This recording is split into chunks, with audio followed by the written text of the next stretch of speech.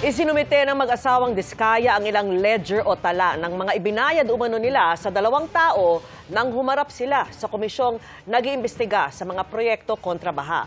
Closed door ang pagdinig, kaya panawagan ng ilang mambabatas, buksan ito sa publiko.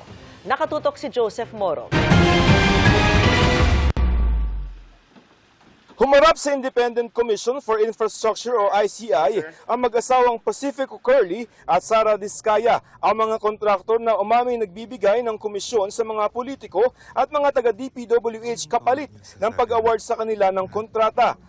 Batay sa lumabas sa pagdinig sa Senado mula 2022, siyam sa kanilang mga kumpanya ang naka-corner ng 31 billion pesos na flood control projects na kini-question ngayon. Morning, ma'am. Are you also willing to return mga properties like Sila Price? Nasa 4 na oras ang itinagal ng pagdinig ng ICI pero tikom ang bibig ni Sara. Why are you pushing? Ma'am, stay dyan lang. Ma'am, good morning. Magre-return ka properties.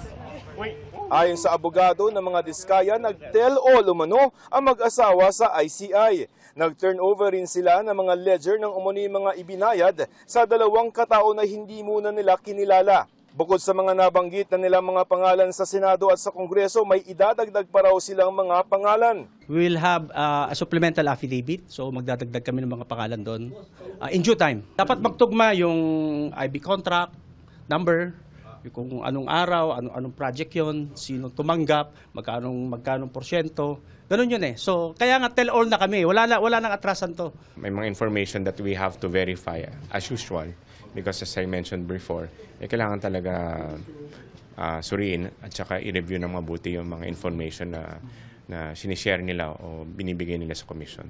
Simula na mag-hearing ang Independent Commission for Infrastructure o ICI, hindi pinapayagan ang media na masaksihan ang pagdinig. Sa mga resource person, as Executive Director nitong si Attorney Brian Hosaka, nalalaman ang naging takbo ng pagdinig. Closed door ang hearing ng ICI bilang pag-iingat para daw maiwasan ang trial by publicity at para hindi magamit ang komisyon sa anumang political agenda. Pero may mga nananawagang gawing transparent ang proseso at buksan ito sa publiko. Sa isang Facebook post, sinimok ni Senador Kiko Pangilinan ng ICI na buksan ang pagdinig dahil napakahalaga ng transparency sa public accountability. Hindi raw mainam na hindi pinapayagan ng ICI ang publiko na makamonitor nito. Dagdag ni mamamayang Liberal Party List Representative Leila De Lima, sa paglalantad ng katiwalian, bawal ang tagu-taguan. Sabi naman ni Akbayan Party List Representative Percy Sendanya, ang kawalan ng transparency ang dahilan kung bakit patuloy na nauulit ang mga kaso ng korupsyon. Napakasimple ng kanilang trabaho. Panikilin ang mga nagnakaw sa kaban ng bayan. Pero kung itatago nila yung proseso, mauulit at mauulit ang nangyari dati. Hinihingan namin ng reaksyon dito ang ICI.